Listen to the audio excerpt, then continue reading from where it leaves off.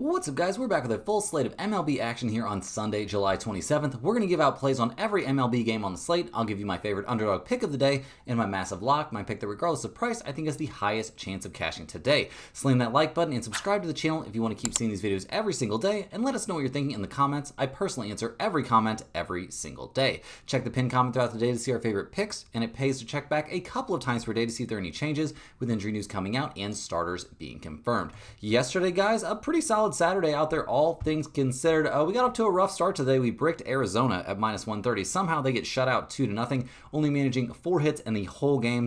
Seems like their offense really might be gutted now, and despite a great Merrill Kelly start, Arizona comes up with the loss. Now, we went on a little streak after that. We had Tampa Bay, Cincinnati under 9, cashing another under in that series with a 6-2 win for the Reds. We'll definitely take that one. Both starters were solid, and we see another under there at the Great American Ballpark. We followed that up with a nice win on the Rangers at minus 125. It was a close one. 6-5 win there in extra innings thanks to a walk-off single. Rocker was actually pretty bad, but so was Grant Holmes, and despite neither bullpen holding up, the Rangers, of all teams, come up with more offense. So we'll definitely take the win in that one. Maybe a little bit of luck involved, but hey, a little luck never hurt us, guys. We had Boston after that one at minus 140, a solid 4-2 win there behind a solid Crochet start. He was very good out there, pitched his way out of a lot of trouble, but hey, it works. Kershaw was not good at all, which has to be a really bad sign there for the Dodgers rotation, and we, the offense coming there from Boston, pretty nice, despite 0 home runs from them. Now, we followed it up with a huge win on the Toronto Blue Jays as our dog of the day. We had them at plus 170. It was a 6-1 win, played out pretty much exactly like we thought it would. Skubal was very good, but the Tigers' bullpen continues to be terrible, and their offense is absolutely ice cold. So Toronto coming up with a comfortable win there for us. Unfortunately, guys, we lose our lock of the day. We went against our better judgment. I really hate putting a team that's not really a very good team in there just based on what, projects to be a dominant pitcher, a starting pitcher outing. We did, take him. Didn't feel incredible about it, but ended up being a loss there. Joe Ryan thought that he would carry them. He actually carried them down into the depths because he was terrible. The Twins overall just continue to be bad. They will very unlikely to be our lock of the day ever again. But overall, guys, a solid 4-2 day with a huge underdog cashed in there. We will definitely take that. Let's go ahead and dive in here. We've got a full slate of games out there on Sunday with the typical Sunday slate with a ton of day games. So let's go ahead and hop right in. First up, we've got the Arizona Diamondbacks going on the road to take on the Pittsburgh Pirates. The Diamondbacks really let us down yesterday with that 2-0 loss. They're not having a great year, 51-54. They'll hand the ball here to Zach Gallen, who's 7-11 on the year, a 5.58 ERA. His last 2 starts, he's given up 6 earned runs in each of them, both convincing losses falling against Houston and against the Angels. We'll see what he can do here against the Pirates. Obviously not the toughest team to face, but he was very bad against them back in late May. So definitely worried about him. Definitely a little bit worried about this Arizona bullpen. It's been atrocious, and the offense seems like it's headed in the wrong direction pretty aggressively, which with some of the trades they've made, that 100% makes sense. They scored 0-1-3-1 over their last few games. Gone are the days of this being, an elite level offense, it looks like to me. So we'll see what they do here on the road against the Pirates, who come into this one fresh off that nice little win. They've actually won 4 out of their last 5 games. They're going to hand the ball in this one to Paul Skeens, who's 5-8 on the season, a 1.91 ERA. He is looking really good after the All-Star break, dominating the slumping Tigers. 6 innings, 3 hits, no runs, and 6 strikeouts in a 3-0 win. I'm expecting him to come out there and be lights out here against the gutted Arizona Diamondbacks. He faced them back in late May and was lights out over 6 2/3 innings, which was also a 10-1 win there for the Pirates. So definitely expecting good stuff from Skeens. The Pirates bullpen's been headed in the right direction, a 3.84 bullpen ERA, much better than what we saw from them in the early goings. The offense, 2-0, 6-8-3 over their last few is pretty hot hitting for a team that's, last in the majors in runs scored and last in slugging percentage, but, that's kind of what you get with the Pirates. So looking at the numbers here, the Diamondbacks are plus 130. The Pirates are minus 155. We've got a total of 7.5. Arizona is 25-26 on the road, 26-23-2 to the over on the road. The Pirates are 30-25 at home, 29-25-1 to the under at home. You could maybe talk me into no run first inning in this game because I don't think we're going to see a crazy amount of offense, but it's not like I really trust Zach Gallen out there. So that's a little bit of a small lean, but in general, I really like the Pirates here at minus 155. It's just a hair expensive, but with Skeens on the mound, that's kind of justifiable, and the Diamondbacks look like the bottom's about to fall out, and the Pirates, they're still trying, so give me Pittsburgh in this one. Next up, we've got the Colorado Rockies going on the road to take on the Baltimore Orioles. The Rockies come into this game 27-77 on the year. It's pretty bleak. They just got blown out 18-0. This is embarrassing, guys. I'm going to be honest. The Rockies, clearly the worst team in the majors. They're going to hand the ball to Austin Gomber here. He's 0-4, a 6.03 ERA. He got shelled by the Cardinals his last time out, and the Rockies are 0-5 over his last 5 starts. Not great. Not great at all. The Rockies bullpen, terrible. No shock there. The Rockies offense, terrible. No shock there. They are 28th in runs scored and 30th in on-base percentage. So we'll see what they do here against the Orioles, a team that's having a really bad season but just got an 18-0 win. They're going to hand the ball here to Tomoyuki Sagano, who's 7-5 on the season, a 4.54 ERA. His last start, 3 2/3 innings, 6 hits, 4 runs, 3 of which were earned in a 10-5 loss there against Cleveland. Not exactly what the Orioles thought they were signing up for. He's been pretty rough over his last 4, maybe even last 5 starts. The Orioles are 3-2 over that span, but hasn't really been his fault. We'll see what he can do here against the Rockies. Has he faced them this season? No, he has not faced Colorado yet this year. So we'll see what he looks like.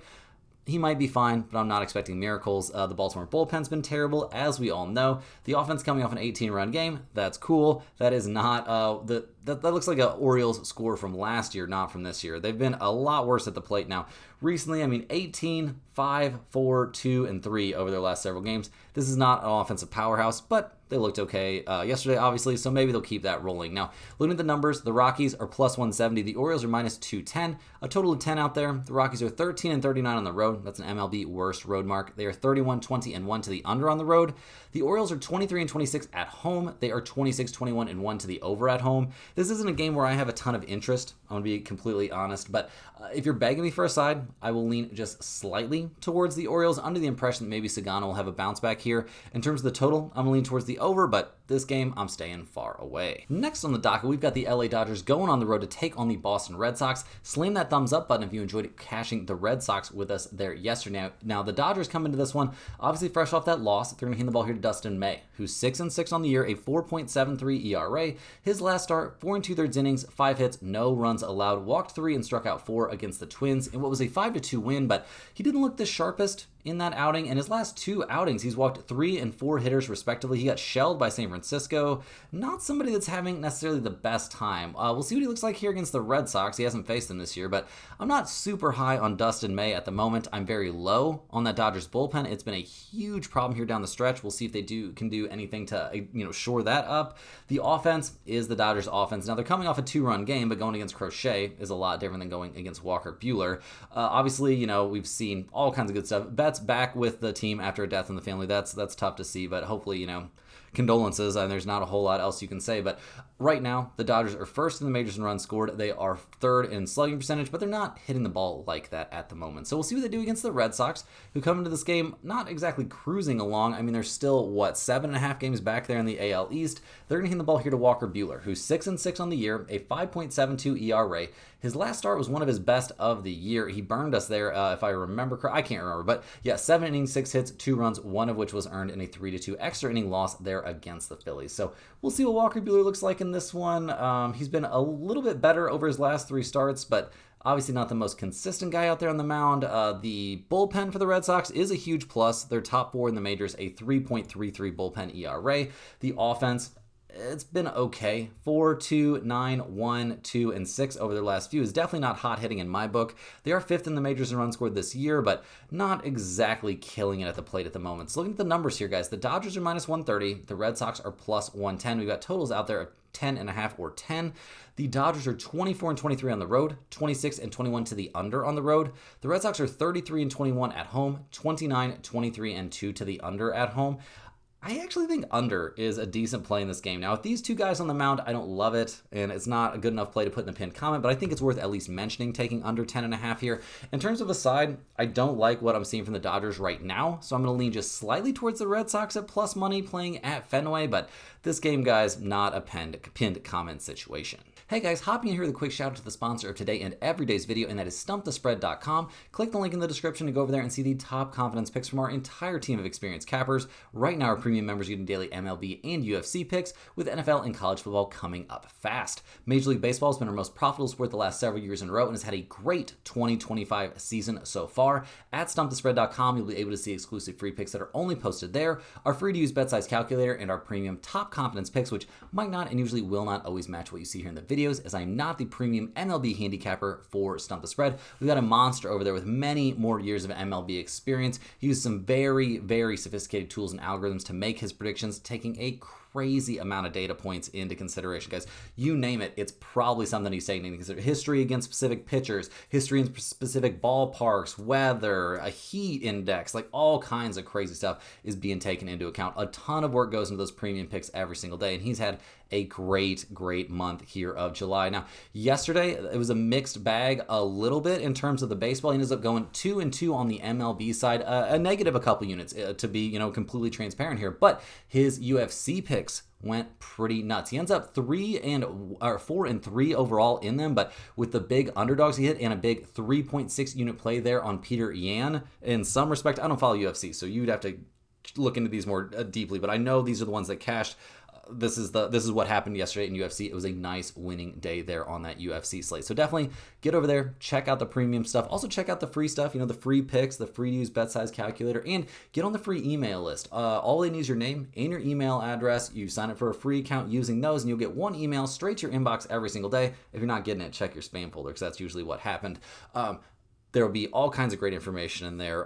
Niche sports betting like golf, NASCAR, WNBA. Also, there'll be at least one, sometimes two free picks included with a full write-up, an explanation of everything, and parlays are included in those as well. So definitely get over there and check that out. Also, if you're a huge fan of what we're doing here every single day, you can sign up for a YouTube channel membership. YouTube channel members, you sign up by clicking the little join button right below this video. They get early access to all of our videos, get their name up on screen in every video, but more importantly, you get access to our YouTube channel member only giveaways. We'll be ruling for a free Stump the Spread hoodie as a giveaway tomorrow on the 28th. We're going to be giving away a Stump the Spread hoodie every single week here from here on out, as long as we, keep having over 80 channel members. I think we're at 80 or 90 right now. So going to be giving away a free Stump the Spread hoodie to one random channel member tomorrow. So definitely get in on that if you're interested. And guys, let's go ahead and dive back in. We've got a ton of games to break down here on a very crowded Sunday slate. And next up, we've got the Philadelphia Phillies going on the road to take on the New York Yankees. The Phillies come into this game playing pretty well. They won 2 out of 3 against the Red Sox. Now they've won the first 2 games of this series against the Yankees, winning game 2 there 9-4.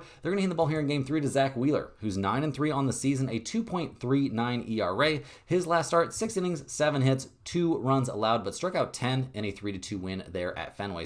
Or at home, not at Fenway, at home over the Red Sox. So pretty good stuff there. Over his last 5 outings, he's been very solid. Did have a little bit of a hiccup there against the Padres of all teams. That was kind of weird, but really he's had a very, very solid season. Obviously hasn't faced the Yankees yet this year, but I'm expecting good stuff here down the stretch from Zach Wheeler. The Phillies bullpen, on the other hand, not quite so reliable. A 4.25 bullpen ERA is looking slightly better than it did in the early goings, but still not very good. And the offense, well, that's been on fire recently, guys. 9-12, 8-4-3 over their last few games. Yeah, a big 9 spot in game 2 of this series. They're 10th in the majors in runs scored. They're 5th in batting average. Yeah, I mean, we're seeing a lot to like here from the Phillies at the plate. Now, we'll see if they can keep that rolling here as they go on the road to take on these Yankees, who have now dropped 3 in a row. They're all the way down 6.5 games back of Toronto there in the AL East. Kind of embarrassing for a team with the payroll the size of the Yankees. Now, they're going to hand the ball here to Carlos Rodon, who's 10-7, a 3.10 ERA. His last start, 5 innings, 6 hits, 4 runs, 2 of which were earned against the Toronto Blue Jays. He walked 5 and struck out 4. In a game I'm pretty confident we were on the Toronto Blue Jays. We've been riding the Blue Jays pretty hard here lately, but we'll see what he does in this one going up against the Phillies. I'm not really expecting miracles from him right now. He went into the All-Star break looking okay. That start against Toronto did not leave a good taste in my mouth. So we'll see what Rodon can do. We'll see what the Yankees bullpen can do. It was good for most of the year, but it's just imploded here down the stretch, all the way up to a 4.32 bullpen ERA. The offense, 4-5, 4-5, and 1 over their last few. Definitely not going nuts. Aaron Judge going to the IL there with that flexor strain. That is not a good look. Apparently could have been, I don't know. The dude looked real bad throwing the ball. So I don't know. Not looking great right now for the Yankees. So looking at the numbers, the Phillies are -130. The Yankees are +110. Totals out there of 7.5 or 8. The Phillies are 27-25 on the road, 32-19-1 to the under on the road. The Yankees are 30-21 at home, 29-21-1 to the under at home. I'm not going to take under 8 here on a Sunday. That seems a bit insane to me, but I will definitely take the Phillies here. They're a half game back of the Mets. They need every single game here. definitely give me the Phillies with Zach Wheeler on the mound. I don't care that they're going for the third straight win here on a Sunday. I know that can be rough, but I think the Phillies win this game. Next up, guys, we got the Tampa Bay Rays going on the road to take on the Cincinnati Reds. Slam that thumbs up button if you enjoyed cashing yet another under here on this Rays-Reds series. That was a solid win there yesterday. Now, Tampa Bay has lost 3 in a row here as they hand the ball to Shane Baz. This young 26-year-old is 8-6 on the year, a 4.66 ERA. His last start did not go well. He got obliterated by the White Sox. 4 innings, 8 hits, 8 earned runs, and an 8-3 loss. Now, that was after a very good start against the Red Sox, a serviceable start against Detroit, a serviceable start against the Athletics. You see where this is headed. This young guy is actually having a very solid year. So we'll see if he's got a bounce back in him here going up against the Reds. Not a team he's faced this season, but I'm generally expecting good stuff from Shane Baz in this game, despite the fact he's coming off of a bad start. Now, that Tampa Bay bullpen is getting more and more concerning, all the way up to a 3.96 bullpen ERA. Kind of bad for a team that, got off to such a good start there in terms of their bullpen situation. The offense tailing off a bit as well. 2-9, 4-3 over their last few games. Just not hitting the ball like they were. They're currently 9th in the majors in runs scored and 3rd in batting average, but that is not the way they're swinging the bats right now. So we'll see what they do here on the road against the Reds, who are 55-50 on the season. Looking pretty good. They are still 6.5 games back there in the NL Central, but, they've got other things on their mind too. They've won 3 in a row. That's not a bad look. They're handing the ball to Brady Singer, who's 7-8 on the season, a 4.84 ERA. His last start was terrible. He got destroyed there by the Washington Nationals. Start before that was serviceable against Colorado, and in general, he's been pretty decent this year. But when the wheels come off, the wheels tend to come off pretty aggressively. So that's your big worry here about Brady Singer. The Reds bullpen has returned to respectability, a 3.83 bullpen ERA. They start off the year great.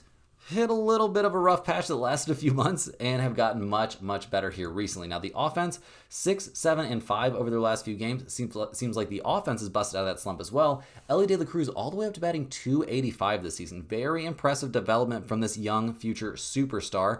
The Reds are 11th in the majors in runs scored, 15th in batting average, and 17th in slugging percentage. So not exactly an offensive powerhouse, but they get the job done. Now, looking at the numbers for this game, the odds makers have this as a coin flip. Both teams are listed at -110. We've got a total in this game of 9.5. Once again, the odds makers think there are going to be a lot of offense in this game. Now, Tampa Bay, 22-24 on the road, 27-19 to the under on the road. The Reds, 30-22 at home, 31-17-4 to the under at home. A big under team despite, these games being played at the Great American Ballpark. Once again, guys, my favorite lean on this game is going to be under 9.5. I'm not 100% sure if it's going to make the pinned comment this time, but it's definitely got a chance. I don't mind running it back here with another underplay. In terms of a side, I'm going to lean just slightly here towards the Rays to avoid losing 3 straight here, but my better play in this one is definitely that under. Cruising through these games, guys, we're looking at the Toronto Blue Jays going on the road to take on the Detroit Tigers. The Blue Jays are 63-42 on the season. They've got a 6.5 game lead there over the Yankees in the AL East. They now won 4 in a row. They've dominated this series against the Tigers. And slam that thumbs up button if you enjoyed cashing the Blue Jays. Somehow they were +170 underdogs because they were going against Skubal. We take the win on that one yesterday. Now, they're going to hand the ball to Max Scherzer in this game. He's 1-0 on the season, a 5.14 ERA. He hasn't been amazing. Let's not get that twisted. He has not been great. His last start, 5 innings, 5 hits, 4 earned runs, and a 5-4 loss there against the Yankees. Obviously, he's trying to work himself back into form. This dude is 40 years old, so let's cut him a little bit of slack. We'll see what he can do here against the Tigers, though. The Blue Jays bullpen's been great. 3.53 bullpen ERA has been very reliable all year long. The offense has been on fire. It's been crazy. 6, 6, 11, 8, 4, 4, and 8 over their last few games. This team is dominating through batting average in on-base percentage. They're a top 10 power number team too, but when you're first in batting average and first in on-base percentage, you're going to be 7th in runs scored. That makes a ton of sense to me. So loving the Blue Jays at the plate right now. They're going to take on a Tigers team that is falling apart. They're still 7 games up on Cleveland there in the very mediocre AL Central, but they've now lost 6 straight games here. They'll hand the ball to Jack Flaherty, who's 5-10 on the year, a 4.77 ERA.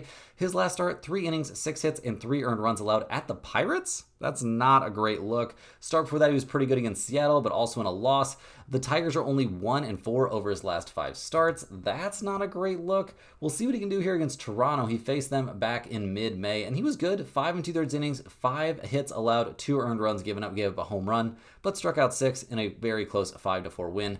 We'll see if he can replicate some of that, but a big concern right now for Detroit, and I mean a big concern, is their lack of any sort of serviceable bullpen. Their bullpen ERA all the way up to 4.18, and I don't think that accounts for what happened yesterday against Toronto. So yeah, not great. Their bullpen's terrible. Their offense is skidding aggressively 1, 2, 4, 1, 5, and 0 over their last few games.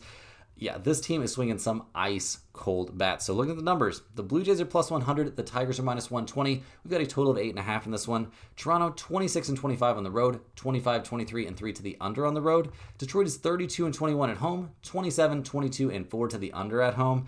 I mean, I'm not going to not take the Toronto Blue Jays right now at plus 100. That seems insane to me. I know they're going for their 4th straight win here over the Tigers, but I think they're going to be just fine out there. I'm expecting Scherzer to be serviceable, the bullpen to be excellent, and the offense to keep right on rolling here going against Flaherty. And if they don't get to Flaherty, they're going to get to that terrible Tigers bullpen, so definitely give me Toronto in this one. Next on the docket, we've got the Chicago Cubs taking on the Chicago White Sox. The Cubs bounced back from an embarrassing Game 1 of this series to win Game 2 6-1. They'll hand the ball here in Game 3 to Ben Brown, who's 4-7 on the year, a 6.48 ERA. The last 2 starts from this young guy, and honestly 3 out of his last 4 starts have been really bad, getting obliterated by the Phillies, the Cardinals, and the Royals. Getting obliterated by the Royals his last time out is a tough look. So we'll see if he can bounce back here against the White Sox. Not as scary of a team, but recently they're looking like an actual baseball team. The Cubs bullpen, a 3.80 bullpen ERA is serviceable, but not necessarily in the elite category right now. The offense coming off a 6-run game, okay, cool. Over the course of the year, they're second in runs scored, but they're not exactly hitting the ball like that right now. I mean, they've scored 6, 6, 4, 6, 4, 1, 6, and 4 over their last few games. No major double-digit games in there, like just not really killing it at the plate at the moment. So we'll see what they do here on the road against the White Sox. I mean, they're not really on the road, but you know what I mean. The White Sox, 38-67 on the year. They'll hand the ball to Sean Burke in this game. This young 25-year-old is 4-8 on the season, a 4.19 ERA. His last start, 4 innings, 3 hits, 2 runs. Both of them were unearned, and it was eventually an 8-3 win there against Tampa Bay. I'm not going to say Sean Burke was amazing in that outing, but over his last 5 starts, he's been solid, and I would say at least 4 of them. So yeah, got to give the young guy some credit here. We'll see what he does against the Cubs. Obviously, you know, a bit of a tough opponent to face, and he got shelled by the Cubs back in mid-May. We'll see what it looks like this time. The bullpen for the White Sox, relatively serviceable, a 4.00 bullpen ERA, way better than I would have imagined. And the offense, I mean, they only scored 1 run yesterday, but 1, 12, 11, 3, 8, 7, 10, and 10 over the last few. This team has really turned things around at the plate. So we'll see if they can keep that rolling here. Looking at the numbers, the Cubs are minus 193. The White Sox are plus 160, and we've got a total of 9. The Cubs are 28-24 on the road, 25-23-4 to the over on the road. The White Sox are 22-30 at home, 27-22-3 to the over at home. I think over 9 is live in this game for sure, but I think better than that, I like the White Sox at plus 160 here. I don't think I like it enough to put it in the pinned comment or anything like that, but Ben Brown is not great, and he's been really struggling recently, so maybe we do actually have to consider this as a potential dog of the day. Feels wild to be considering taking the White Sox here, but I definitely think they're the side you want. Sean Burke's been decent at times. Ben Brown has been terrible recently. Rolling right along here, guys, we're looking at the Cleveland Guardians going on the road to take on the Kansas City Royals. The Guardians got the 6-4 win yesterday. Kwan's 2-run home run. He's been killing it recently there. That was in Game 2 of that doubleheader. So, yeah, we'll see how much energy these two teams have left. The Guardians will hand the ball in this one to Joey Cantillo. He comes into this game fresh off of another start. This is going to be his 5th straight start, and I would say at least 2 of those starts have looked really, really good. And the other ones have looked serviceable over his last 4 outings. You know, those were all starts. The Guardians are 3-1. So definitely a guy to keep an eye on here. I'm expecting good stuff from him in this game. The Guardians bullpen's been serviceable this season. Not a big problem. A 3.72 bullpen ERA. The offense has been where the problems have existed. But with Kwan hitting the cover off the ball recently and Jose Ramirez turning things on a bit, they're still 26th in the majors in runs scored, but they're swinging the bat pretty well right now. So we'll see what they do here in Game 3 against the Royals, who come into this one 51-54 in the year. Definitely a bit of a disappointing season as they hand the ball to Noah Cameron, who's 4-4 on the year, a 2.61 ERA. His last start, 6 innings, 7 hits, 4 earned runs allowed, and it was eventually a crazy 12-4 win there against the Cubs. Over the course of the year, I'm not necessarily, Over the course of the year, he's put up great stats. Don't get me wrong. He has had some pretty major hiccups in there, though, so we'll see what happens here going up against the Guardians. He has not faced Cleveland yet this season, so we'll see what happens with Noah Cameron. The Royals' bullpen's been excellent, a 3.68 bullpen ERA. Sure, no problem for me there. The problem for this team has been their total and complete lack of offense. They're 29th in the majors in runs scored. Sure, bringing in Grichuk from the Diamondbacks should help, but is it going to help that much? They're 18th in batting average, 24th in slugging percentage. We'll see, but I'm not about to, get super hyped up about the Royals. Now, looking at the numbers, the odds makers are hyped about the Royals. The Guardians are plus 110. The Royals are minus 130. We've got a total of 8.5 in this game. Cleveland's a 500 road team. They're a slight under team on the road. The Royals are 25 and 27 at home, and they are a big under team at home. You could talk me into under 8.5 maybe, but I'm trying to stay away from unders a little bit unless they look really, really juicy here as the weather has, heated up insanely. In terms of a side, I'm going to lean a bit towards the Guardians at plus 110, but nothing from this game is super appealing to me. Rolling along here, guys, we're looking at the Miami Marlins going on the road to take on the Milwaukee Brewers. Now, the Marlins, they've been playing great. They've won their last 4 in a row, including game 1 and 2 of this series. They won game 1, 5-1, game 2, 7-4.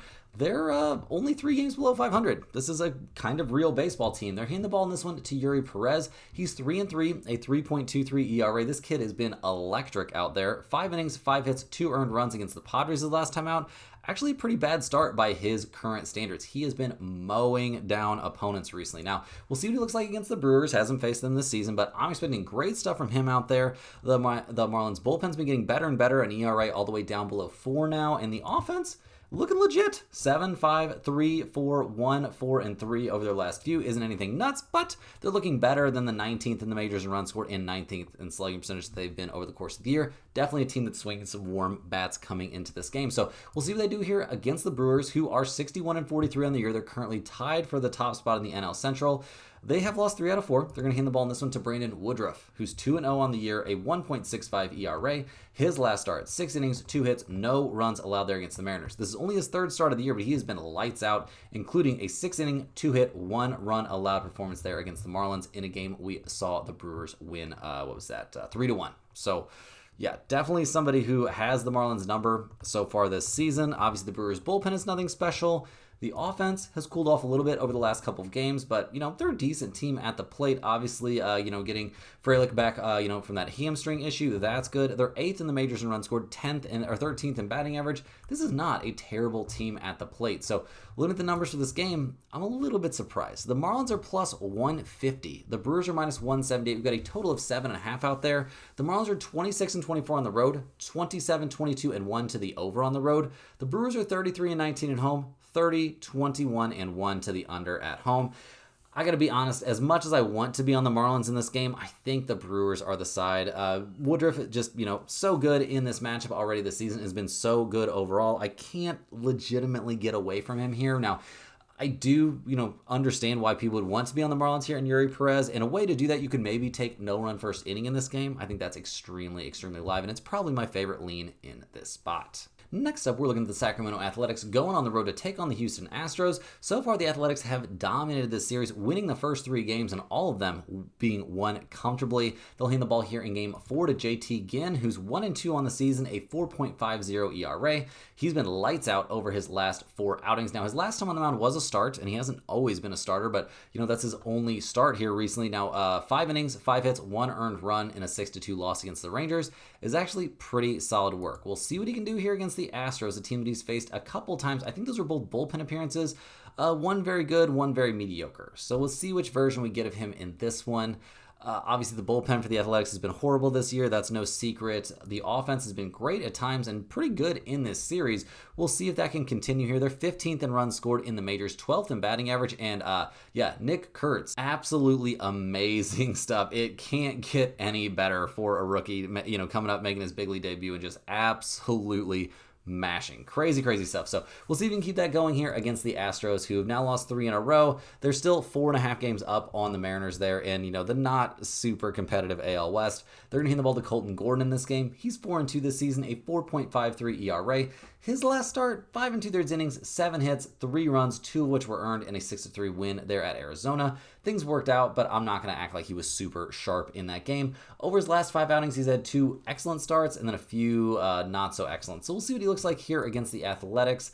I don't believe, or no, he has faced the Athletics this year, and he was okay back in late June, but not amazing. We'll see which version of Colton Gordon we get in this game. The Astros bullpen's been excellent this season, maybe not so excellent recently, but still pretty good. The offense has really deserted them so far in this series. It just has not been there. I mean, they're 16th in the majors in runs scored, 2nd in batting average, 8th in on-base percentage this season, but right now, not swinging the hottest bats. So looking at the numbers here, guys, the Athletics are plus 115. The Astros are minus 135. We've got a total of 8 out there. The Athletics are 25-31 on the road, 28-23-5 to the over on the road. Houston is 33-22 at home, 31-23-1 to the under at home. I'm not interested in the total in this game, but I am interested in the Astros here at minus 135. I think we'll see Colton Gordon be pretty good. JT Ginn might be fine, but that Athletics bullpen is a huge liability out there. Definitely think the Astros avoid losing 4 straight here and find a way to get the win. Next up, we're looking at the Washington Nationals going on the road to take on the Minnesota Twins. The Nationals got that 9-3 win there yesterday, but they're not headed anywhere big this season. They'll hand the ball in this one to Jake Irvin, who's 7-5 on the year, a 4.81 ERA. His last start, he got shelled by the Reds, but the Twins did eventually win that game 10-8. We'll see what he can do here against the Twins. Obviously, the Nationals, haven't really killed it this year, but yeah, Jake Irvin's had some good starts. The bullpen for Washington's been terrible. That's everybody knows that already. Now, the Nationals' offense, coming off a 9-run game, is a big aberration for a team that has not been swinging the bats very well recently. They've actually gotten shut out 2 games in a row before that happened. So we'll see what they do here against the Twins, who don't have a confirmed starter for this game. Joe Ryan really let us down there yesterday. Minnesota at 50-54 on the year has an insane amount of work to do out there in the AL Central and just have not been a very impressive team. Their bullpen was good in the early goings. It's terrible now. Their offense isn't looking very good either, so just don't have a lot of positive things to say about the Twins at the moment. So looking at the numbers, guys, with no starter for the Twins, we can't really tell you too much, but the Nationals are plus 145. Twins are somehow minus 170, a total of 9.5. Washington is 21-31 on the road, 27-22-3 to the over on the road. Minnesota's 29-21 at home, 26-23-1 to the under at home. I'm definitely leaning towards the Nationals here at plus 145. This isn't a play that I love or anything like that, and I can't really endorse this too much because I don't know who's going to start for the Twins, but I do think the Nationals and Jake Irvin is the side you want. Next on the docket, we've got the San Diego Padres going on the road to take on the St. Louis Cardinals. The Padres came away with the 3-1 win there yesterday. Another just very crazy tempers flaring. This is a wild series here. Machado getting hit twice. Crazy stuff. Now, the Padres not having a great year. They're going to hand the ball here to Stephen Kolek, who's 3-5 on the season, a 4.28 ERA. His last start, 5 2/3 innings, 8 hits, 3 earned runs against the Marlins. Not a win, though. Definitely not a win. Unfortunately for him, the Padres are 0-5 in his last 5 starts. He's had some good ones in there. He's also had some bad ones. We'll see what he can do here against the Cardinals. Not a team he's faced this season, so we'll see what happens there. Obviously, the Padres bullpen's been excellent, a 3.06 bullpen ERA. Very good stuff there. Tops in the majors at the moment. The offense, though, 3-0-7, 2-3-2, 8-2 over their last few games. This is a terrible offensive team, I'll be honest. They're 25th in the majors in runs scored. They are currently 27th in slugging percentage. This is just not a very scary offense. So we'll see what they do here on the road against the Cardinals, who, at 54-52 on the year, are fighting for their lives. They come into this game handing the ball to Michael McGreevy, who's 2-1, a 3.49 ERA. His last start was amazing. Well, maybe not amazing. He gave up 7 hits, but 7 innings, 7 hits, 2 runs, one of which was earned in a 6-2 win there against the Rockies. Over his last 5 starts, the Cardinals are 4-1. Only 2 kind of hiccups in there. Wasn't great against the Cubs, wasn't great against the Dodgers, but overall, he's looked pretty good. The Cardinals' bullpen has been excellent, a 3.55 bullpen ERA. The offense has tailed off aggressively here in the back half of the season. That's been a big problem. Turns out they weren't really a top 10 offense. They were just swinging some hot bats for a very extended period of time. So looking at the numbers here, guys, the Padres are plus 110. The Cardinals are minus 130, a total of 9 in this game. The Padres are 25-31 on the road, 31-23-2 to the under on the road. St. Louis is 31-21 at home, 28-21-3 to the over at home. I'm going to lean towards under 9 in this game for sure. I don't think we're going to see some crazy high-scoring game. These two teams are very locked in, very pissed off at each other. So I think we'll see, 2 teams that are very locked in, not a ton of offense.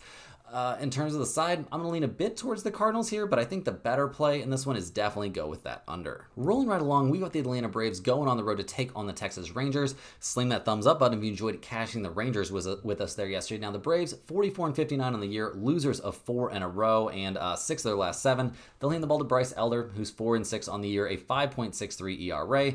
Last time on the mound, 5 innings, 8 hits, 3 earned runs, and a 9-5 win against the Giants, but this dude has not been the sharpest this season. We'll see if he has a better time against the Rangers, but he hasn't faced them this season, and the Rangers are swinging some kind of hot bats, so I'm worried for Bryce Elder. I'm not that worried for the bullpen for the Braves, although it's getting pretty bad. A 4.05 bullpen ERA is not what they had envisioned. The offense, 5-3-3-0 over this 4-game losing streak. I mean, they're 23rd in the majors in runs scored and 21st in batting average. Just overall, this has not been a good year for the Atlanta Braves. So we'll see what they do here on the road against the Rangers, who at 55-50 are making some noise. They've won 5 straight games. They've won 8 out of their last 9. They're going to hand the ball in this one to Jack Leiter. This young 25-year-old has had some very good moments this season, but he's 6-6, a 4.27 ERA. His last 3 starts, though, very respectable. Well, at least his last 2. 5 1/3 innings, 5 hits, 3 earned runs against the Astros, and 6 innings, 4 hits, 2 earned runs against the Athletics. Both in wins for the Rangers is a big step in the right direction. Now, whenever Leiter has come out of the game, the Rangers bullpen is fantastic, top 3 in the majors, and basically have been all year long. And the offense has suddenly awoken, guys. 6, 8, 2, 6, and 7 over the last few games. Amazing stuff for a team that's 22nd in the majors run scored and 27th in batting average. They are certainly swinging some hot bats coming into this one. So looking at the numbers, the Braves, they're minus 105. The Rangers are minus 115 at home, a total of 9 in this game. Atlanta is 18-33 on the road. That's pretty bad, guys. They're 25-23-3 to the over on the road. The Rangers are 33-20 at home, 35-18 to the under at home. You could definitely talk me into under 9 in this game, at least in theory, but much better than that, guys. I'll just run it back here on the Rangers at minus 115. I think they're in a very good spot to continue their winning streak. This team is going to be good. Obviously, it took extra innings yesterday. I doubt that it'll take extra innings here against Bryce Elder. Rounding into the home stretch here, guys, we've got the Seattle Mariners going on the road to take on the Los Angeles Angels. The Mariners are 55-49 on the year. They're actually playing right now. They're up 7-2 in the top of the 9th inning, so looking pretty good to win Game 3. Heading into Game 4, they're going to hand the ball to Logan Gilbert, who's 3-3 this season, a 3.07 ERA. His last start, this looks like some vintage Logan Gilbert, I'll tell you what. 6 1/3 innings, 2 hits, no runs allowed. Start for that against Detroit. 5 1/3 innings, 6 hits, 2 runs. Neither one of them were earned in an 8-4 win. He's looked really good in 3 out of his last 4 starts. Seems like he's rounding into form here. So we'll see what he can do against the Angels. He hasn't faced them this season, but if this is back to regular programming here for Logan Gilbert, this dude is going to be nuts down the stretch. So I'm expecting good stuff from him. The Seattle bullpen has had its issues here lately, but a 3.84 bullpen ERA and still a very good collection of arms. I'm not too worried about that. The offense, I mean, they came up with 7 runs in their current game, so maybe they snapped out of their little slump here. But when you've got Cal Raleigh in the lineup, you're a dangerous offense. They're 12th in runs scored this year, 17th in batting average, 10th in slugging percentage. This is a pretty dangerous offense. So we'll see what they do here on the road against these Angels. They come into this game 50-54 in the year. Taylor breaking his hand now for the 2nd time. That's pretty brutal, guys. You got to feel for him. But they're going to hand the ball to Kyle Hendricks in this game, who's 5-7, a 4.92 ERA. His last start, 4 2/3 innings, 5 hits, 3 earned runs, and a 3-2 loss at the Mets. That's not a horrible start, but it's obviously not great. In terms of his history against Seattle this year, his last time he faced them was back on June 6th. 6 innings, 8 hits, 4 earned runs allowed. It was eventually a 5-4 win, but I don't know if you can count on that on a nightly basis. So we'll see which version of Kyle Hendricks they get here. The Angels bullpen obviously has been a bit better recently, but still not a good bullpen. Definitely not a good bullpen at all. And the offense is back to its old ways. They're slumping a bit. I mean, 2 runs in their current game, 3 the game before, 2, 3, 2. Like, this team not hitting the ball great. They're 17th in runs scored. They're 25th in batting average. This is not a scary offense. Look at the numbers, guys. The Mariners are minus 160. The Angels are plus 135. Totals out there of 8.5 or 9. Seattle is 27-25 on the road. 31-20-1 to the over on the road. That's actually an MLB best mark to the over on the road. The Angels are 25-24 at home. 26-21-2 to the over at home. I love the Mariners here at minus 160. It's a little bit expensive, but with Logan Gilbert on the mound and the way he's looked recently, I'm definitely very, very interested. The Mariners are only 4.5 games back of Houston, putting the heat on them right now. I definitely think this is a great spot to back Seattle. Last but not least here, guys, we've got the Sunday Night Baseball matchup between the New York Mets and the San Francisco Giants. The Mets playing really well. They've won their last six in a row. They won the first 2 games of the series against the Giants pretty handily. Although, game 2 was a 2-1 win. They're going to hand the ball in this one to Kodai Senga, who's 7-3 on the year, a 1.79 ERA, but his last start, 3 innings, 4 hits, 4 earned runs allowed against the Angels. It was eventually a 7-5 win, but not exactly his fault. Not looking the sharpest. Although, I say that, he's been pretty good this year. Pretty darn good. So I think he's going to, work himself back into shape. Obviously, coming off an injury can be tough. So we'll see. Senga, hopefully, for the Mets' sake, will, look a little bit better today. The Mets bullpen, solid, a 3.80 bullpen ERA. Not going to complain too much about that. And the offense, I know they're coming off a game and they only scored 2 runs, but I think they're going to find their way here. 2, 8, 6, 3, 7, and 3 of their last few. Soto hitting the ball a little bit better. Pete Alonso, maybe not killing it out there, only batting .269 on the year, but the dude, he's still pretty good. Let's not besmirch Pete Alonso too much. They're 14th in the majors in runs scored, 8th in slugging percentage. This is definitely a dangerous offense. So we'll see what they do here on the road against the Giants, who've now dropped 2 in a row. This team is fading hard down the stretch. It's not looking good. Now, we don't have a confirmed starter for them for this game, so not going to be able to discuss that too much. Their bullpen, a 3.21 bullpen ERA. It's been one of the best 2 or 3 bullpens in the majors all season long. So that's not the problem. But probably the biggest problem for this team is their lack of offense. It's been bad, guys. They're currently all the way down to 21st in the majors in runs scored, 26th in batting average. They got off to an unsustainably hot start, and it has all disappeared here down the stretch. So looking at the numbers for this game, the Mets are minus 135. The Giants are plus 115. We've got a total of 8 out there. The Mets are 23-28 on the road, 28-22-1 to the under on the road. The Giants 28-21 at home, 29-20 to the under at home. I'm not going to take under 8, and I can't give you a huge lean on this game because I don't know who's going to be starting, but I definitely think this is probably a spot we're going to want to back the Mets. Guys, that's all the games we've got for today. Hit that like button for your luck on all of your bets and subscribe to the channel if you're new.